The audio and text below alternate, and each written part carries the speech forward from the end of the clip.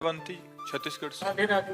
राधे राधे महाराज जी। महाराज जी, मेरी एक जिज्ञासा है, कृपया समाधान कीजिए। यदि किसी परिवार में किसी युवा बालक बालिका की आकस्मिक मृत्यु हो जाती है तो क्या वो आत्मा पुनः उसी परिवार में जन्म ले सकती है? क्या अब ये तो ऐसा भगवान संभव? निर्णय बता सकते हैं कि उसका क्या संयोग बैठेगा। अब इसके हम त्रिकालज्ञ तो है नहीं।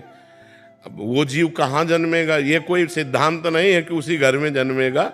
ऐसा कोई सिद्धांत नहीं है कि दोनों एक साथ मरे तो एक ही साथ जन्मेंगे, ऐसा भी सिद्धांत नहीं है। अब वो क्या उसके कर्म हैं, कौन सा शुभ कर्म कौन सा अशुभ कर्म उसको कहाँ ले जाता है, ये तो विधान ने जो लिख दिया वही है विधान। अपने समझ में तो नहीं आता ना।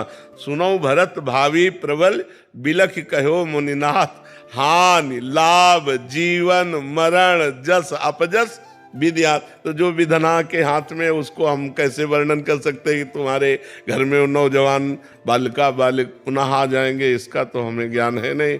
हमें तो अभी वर्तमान में भगवान जो ज्ञान करवा रहे हैं वही है कि आपकी साधना कहाँ है, आपका साधन क्या है, बस इतनी चर्चा।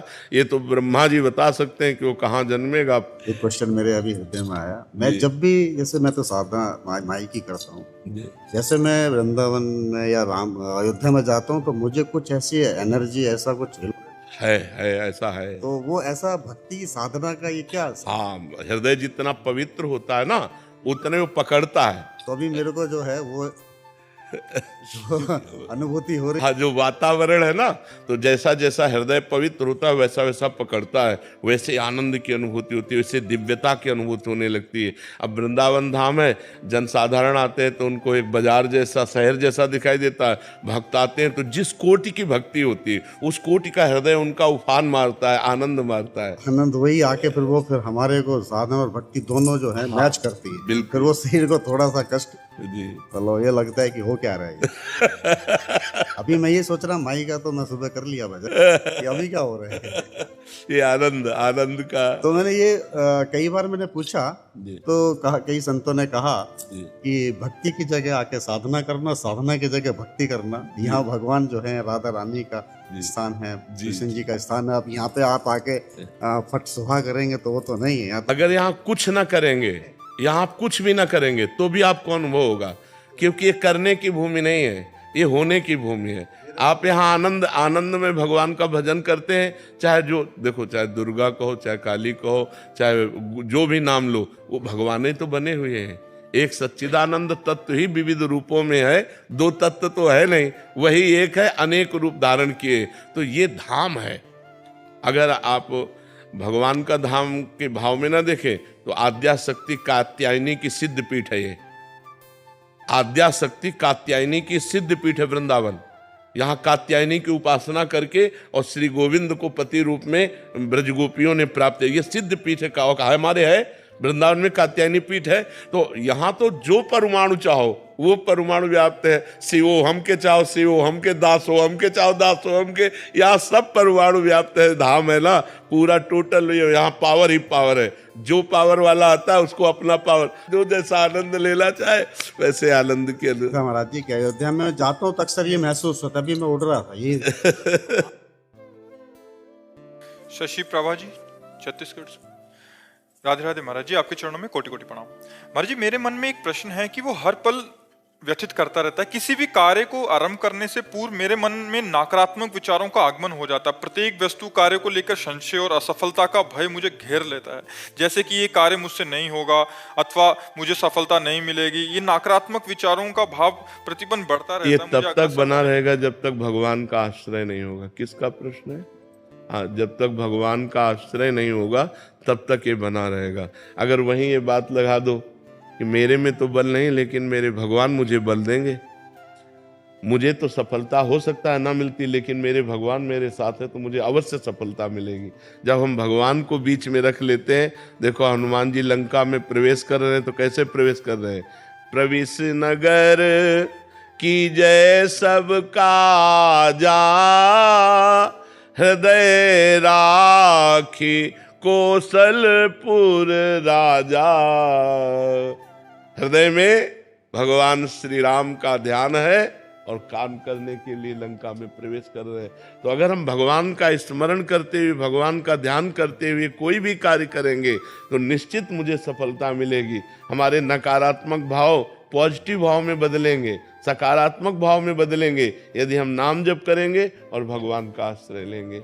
यदि नाम जप और भगवान का आश्रय नहीं है तो फिर मनुष्य को यही धीरे धीरे इतना निगेटिव हो जाता है कि बिना किसी कारण के वो डिप्रेशन में पहुंच जाता है।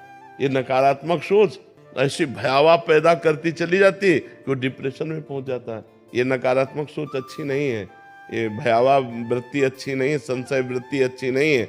इसलिए नाम जप करो और भगवान का आश्रय लो। मनीष जी मिर्जापुर से। श्री हरिवंश। श्री हरिवंश महाराज जी। महाराज जी, सेवक वाणी जी में लिखा है कि जो हरिवंश तजो भजो और ही तो मोहि श्री हरिवंश दुहाई। महाराज जी, आपने भी बताया था कि श्री जी की असीम कृपा तब होती है जब कोई भी मतलब धर्म उपासना के बारे में सुन पाता है। तो महाराज जी इसमें ये कह रहे हैं कि इसमें अनन्यता का भाव है, तो क्या अनन्यता का मतलब ये है कि कहीं और सुनने या जानना भी नहीं अपराध लगेगा? नहीं, अपराध तो नहीं लगेगा। स्वप्न में भी किसी और की सूरत नहीं। रसना कटो जो अन रटो, निरखी अन फुटो नैन, श्रवण फुटो जो अन सुनो श्री राधा जसबैन। मेरी आंखें फूट जाएं जो अपने इष्ट के सिवा किसी और को देखूं, मेरे कान फूट जाएं जो इष्ट के सिवा किसी और को सुनूं, मेरी जबान कट जाए जो इष्ट के सिवा किसी और को बोलूं। रसना कटो जो अन रटो, निरखी अन फुटो नैन, श्रवण फुटो जो अन सुनो श्री राधा जसबैन। तो यहाँ अनन्यता का तात्पर्य कहीं जाने आने लेने देने से मतलब नहीं। अपने प्यारे के सिवा कोई है ही नहीं, अपने प्यारे के सिवा कोई है ही नहीं। हमारे नेत्रों में हमारे प्रीतम बस गए तो जित देखूं तित श्याममयी। गोपीजन जिधर दृष्टि डालती है श्याम ही श्याम नजर आते, श्याम ही श्याम नजर आते। दूसरा कोई है ही नहीं बच्चा, दूसरा कोई हो तब ना देखें, अपना प्रीतम ही है। प्रीतम के सिवा सो अनन्य गति जाके असमति न टरे हनुमंत। मैं सेवक सचराचर रूप स्वामी भगवंत। मेरे इष्ट देव ही सब रूपों में विराजमान है, कोई दूसरा नहीं विराजमान है।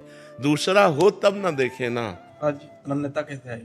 नाम जप करो, भगवान का चरित्र सुनो और भगवान के अनन्य भक्तों का संग करो।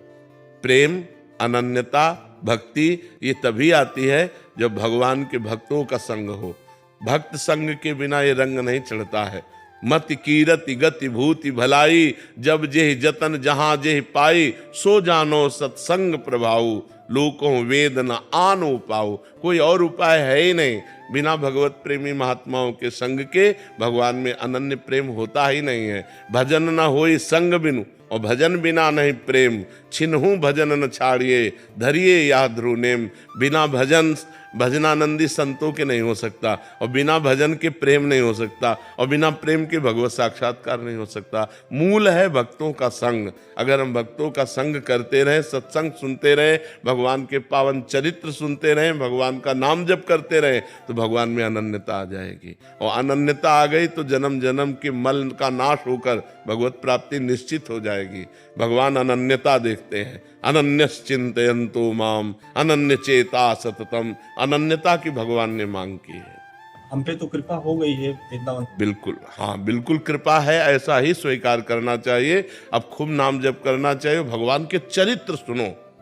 जितना चरित्र सुनोगे, भगवान की कथा जितना सुनोगे, उतनी जल्दी हृदय पावन होगा। ये हम तुम्हें अनुभव की बात बताते हैं। सब साधनों में श्रेष्ठ भगवान का पावन चरित्र है, भक्तों के पावन चरित्र है, उनसे एकदम हृदय में भगवत प्रेम प्रकट होता है। मथुरा की ब्राह्मण पत्नियों ने कोई साधन नहीं किया था। उनके पतियों ने हर शास्त्रीय साधन किए थे, लेकिन उनके हृदय में भगवान के प्रति भगवत भाव भी नहीं था, पतियों के प्रति। और पत्नियों में ठसाठस भगवत प्रेम भर गया था, क्योंकि वृंदावन की पुष्प लेकर के मालिनी जाती है। आज लाला ने ऐसी पोशाक पहनी थी, आज लाला ने अघासुर को मारा, आज लाला ने ये लीला की। सुन सुन के भगवान के चरित्र उनके हृदय में भगवान के मिलन की चाह पैदा हो गई, जो बड़ी दुर्लभ है। और उसी चाह को पूर्ण करने के लिए एक दिन भगवान ने लीला रची कि जहां रोज जाते थे उधर गौवें न लेकर के मथुरा की तरफ गौवें लाए, तो छाछ आई नहीं। खान पान के लिए सखाओं को भूख लगी, तो उन्होंने कन्हैया से कहा, तुमने बड़े बड़े राक्षसों को मारा, ये भूख हमें मार रही है, इसकी व्यवस्था तो करो। तो भगवान ने कहा, यहीं समीप में ब्राह्मण यज्ञ कर रहे हैं, उनको जाओ दंडवत करो, उनसे कहो श्री कृष्ण बलराम आए हैं और वो कुछ भोजन चाहते हैं, वो तुम्हें दे देंगे। वो गए, ब्राह्मणों को साष्टांग दंडवत किया और कहा, जय जय, श्री कृष्ण बलराम जी आए हैं और कुछ भोजन की। वो हेरे भी नहीं, ब्राह्मण हेरे भी नहीं, जवाब भी नहीं दिया, क्योंकि उन्होंने देख लिया कि तो ग्वाले हैं। लौट कर गए, बोले प्रभु इतने कठोर आदमियों के पास भेजा, वो तो देखे भी नहीं हमारी तरफ। भगवान ने कहा, निराश नहीं होना चाहिए, सफलता हाथ उसी के लगती है जो प्रयासरत रहता है। जाओ, अब की बार तो उनकी पत्नियों से कहो। तो उनका, प्रभु पति हेरे ले तो पत्नियां कैसे दे देंगी? उनका, नहीं, पत्नियों को हमारी कथा के प्रभाव से हमारा परिचय प्राप्त है। जे ही जाकर दंडवत किया और कहा, श्री कृष्ण बलराम भूखे हैं। अरे बस, जैसे बाढ़ उमड़ गई हो, तो बाढ़ के पानी को कोई जैसे रोक नहीं सकता। जो सरिता सावन जल उमगत, सन्मुख सिंध सिधारे, प्रीति न काहू की कान विचारे। हृदय की प्रीति ने उफान भरा और सुंदर थालों में भोग सजाया, और किसी की कोई परवाह न करके श्री कृष्ण बलराम के समीप पहुंच गई और उनको भोग पाया। रत्नावती जी ने कोई और साधन नहीं, दासी के मुख से भगवत चरित्र सुन करके महान प्रेमी बन गए। तो भगवान के पावन चरित्रों के श्रवण करने से, भक्तों के पावन चरित्रों के श्रवण करने से जितनी जल्दी हृदय के मल का नाश होता है, उतनी जल्दी और किसी साधन से होता नहीं है। गंगा जी स्नान करने से पाप नष्ट होते हैं, लेकिन पाप की प्रवृत्ति नहीं। और भगवत लीला कथा गंगा के स्नान करने से पाप की प्रवृत्ति का भी नाश हो जाता है। वो निष्पाप महापुरुष होकर भगवान को प्राप्त होता है। इसलिए खूब भक्तों के चरित्र पढ़ो, भगवान के चरित्र सुनो, नाम जप करो, इसी से अनन्यता आ जाएगी। श्रेया जी महाराष्ट्र से। राधे राधे। श्री हरि बोल। राधे राधे महाराज जी। स्वामी जी, क्या हम भगवान के प्रति भी वैसे ही जिद कर सकते हैं जैसे हम अपने माता पिता के साथ करते हैं? जैसे किसी चीज के लिए रूठना, रोना, अगर वो चीज भगवान से ना मिले तो क्या भगवान से भी इस तरह की जिद करना चाहिए या कर सकते हैं? नहीं करना चाहिए, क्योंकि वो सर्वज्ञ हैं और हम अल्पज्ञ हैं। जैसे कभी कभी हम माता पिता से भी अल्पज्ञतावश यदि हम जिद करें तो फिर वो थप्पड़ मारते हैं, हमारी बात नहीं मानते हैं। जैसे हम चाकू से खेलेंगे, अब छोटा बच्चा है, मारते हैं ना माता पिता, क्योंकि उसमें हमारा अहित हो जाएगा। अगर वो हमारी मांग पूरी करें तो हमारा अहित हो जाएगा। ऐसे ही हम भगवान से जिद न करें, वो सर्वज्ञ हैं, हम उनसे मांग रख सकते हैं। मांग रख करके साथ में इतनी छूट दे दें कि प्रभु यदि इससे हमारा मंगल होता हो तो आप कभी पूरी मत करना। जिससे मंगल हो, जिससे सुख मिले, जिससे आपके चरणों में प्रीति हो, वही बात पूरी करना। भगवान से मांग सकते हैं लेकिन जिद नहीं कर सकते। अगर जिद करोगे तो देखा ना, बच्चा जब ज्यादा जिद करता है तो उसका उपाय क्या होता है? अपने प्रभु से, सर्वज्ञ हैं और बहुत प्यार करने वाले हैं, हम मांग सकते हैं, लेकिन मांग तभी पूरी होगी, ध्यान रखना, जब अपनापन प्रभु में हो या उतनी तपस्या हो। ऐसे नहीं पूरी होगी। नहीं तो ऐसे सब मांग करके देख लो, बोला पूरी होती है क्या? उतना अनुष्ठान हो, उतनी तपस्या हो, जितना मांग रहे हो तो पूरी हो जाएगी। या प्रभु से बहुत प्यार है तो पूरी हो जाएगी। और उसमें भी अगर तुम्हारा अमंगल होना है तो नहीं पूरी होगी। जैसे देवर्षि नारद जी ने प्रभु से कहा, आप अपना रूप दे दीजिए क्योंकि मुझे ब्याह करना है। भगवान ने हरि रूप ना दे करके हरि रूप दिया।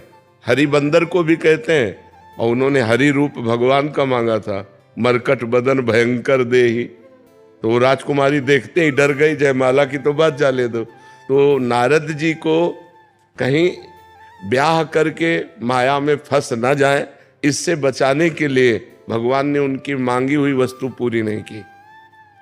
जबकि नारद जी इतने बड़े तपस्वी, इतने बड़े भजनानंदी, पर जिंदगी में शायद पहली बार भगवान से मांग रहे होंगे कि हमें ब्याह करना है, पर भगवान ने नहीं होने दिया, क्योंकि ऐसे ब्रह्मचारी भक्त का अहित हो जाएगा। वो माया से मोहित थे उस समय, माया से मोहित होने के कारण भगवान ने उनकी बात नहीं पूरी की। तो हमें ये देखना है कि हमारे भगवान सर्वज्ञ हैं, सर्वज्ञ माने आगे पीछे सब कुछ उनको पता है। और हम वर्तमान की ही स्थिति को देखकर मांगते हैं कि प्रभु मुझे इस समय ये आवश्यकता है, और वो आवश्यकता हमारे लिए शायद अमंगल बन जाए, इसलिए भगवान नहीं पूरी करेंगे। और कामनाएं दो तरह से पूरी होती हैं, एक भगवान से संबंध रखकर मांगना, और एक अपनी तपस्या और भजन के बल से कामना पूर्ति कराना। अगर दोनों में से एक भी नहीं है तो कामना पूर्ति नहीं होगी, चाहे जितना भगवान से मांगो आप जी। सिद्धि मित्तल जी। राधे राधे। राधे राधे महाराज जी। महाराज जी, माला से जपना और हर समय उठते बैठते जपना, क्या दोनों का समान फल है? अगर माला का नियम नहीं लिया पर उठते बैठते नाम जप मन में चलता रहा तो उससे भी उद्धार होएगा? शायद नहीं, उद्धार की तो सवाल ही नहीं, ये तो बहुत सिद्ध पद्धति है। ये तो माला से भी श्रेष्ठ पद्धति है। श्वासों की माला से यदि हम प्रभु का नाम जपने लगे, उठते बैठते चलते फिरते, यही मतलब आखिरी स्थिति यही होती है कि माला रख जाता है, चिंतन चल रहा है। पर इसमें देखना है कहीं मन हमारा धोखेबाजी तो नहीं कर रहा कि माला से है तो अब 108 माला अगर हमने माला पकड़ ली तो 108 बार नाम तो जपना ही पड़ेगा। पूरी माला करने के लिए 108 बार, अब उसमें मन भागे चाहे जो कुछ हो, नाम जप करना। तो अगर हम नए साधक हैं, अभी प्रारंभ, तो हमको गणना से जप करना चाहिए कि हम 50,000 जप किए, आज 60,000 जप किए, आज 70,000 जप किए। अगर मन हमारा ईमानदारी से भजन में उठते बैठते चलते फिरते लग रहा है तो बहुत अच्छी पद्धति है। और ये माला के बाद यही स्थिति प्राप्त होती है कि उठते बैठते खाते पीते चलते फिरते हर समय प्रभु का मंगलमय नाम स्मरण करना, ये तो बहुत सिद्ध पद्धति है, इसमें कोई संशय नहीं है। कृष्णांशी शर्मा जी। राधा वल्लभ श्री। श्री हरिवंश महाराज जी। महाराज जी, आपकी और श्री जी की कृपा से तथा नाम जप से हमें भगवत प्राप्ति तो हो जाएगी महाराज जी, पर निकुंज में निकुंज वपु सहचरी स्वरूप प्रिया प्रीतम के चरण की सेवा कैसे मिलती है? लाडली जी की कृपा से हो तो लाडली जी कृपा करें, उन्हीं से रो, लाडली जी से रो।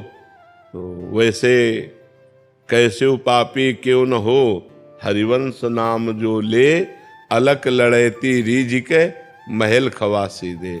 यदि हम राधा वल्लभ श्री हरिवंश, राधा वल्लभ श्री हरिवंश हर समय जपते रहेंगे तो राधा वल्लभ लाल जी कृपा करेंगे, लाडली जी कृपा करेंगे, हमें दासी पद मिल जाएगा, हमें श्री जी की सहचरी पद मिल जाएगा। तो हमको ज़्यादा चिंता नहीं करनी, चिंतन करना है, हर समय नाम जप करना। देखो पहले तो ये सब छोड़ो कि हमें बैकुंठ जाना है कि निकुंज जाना है कि हमें, ये सब छोड़ो। पहले हमको वर्तमान में देखना कि हम प्रभु को भूलें ना, बस। खास बात जो पकड़नी अपनी, वो तो प्रभु की तरफ की बात है कि मुझे कहाँ भेजते हैं, नरक भेजते हैं कि परम पद भेजते हैं कि निकुंज भेजते हैं, ये उनका विषय है। हमारा विषय है कि हम वर्तमान के इस मिनट को प्रभु के सुमिरन से खाली न जाने दें।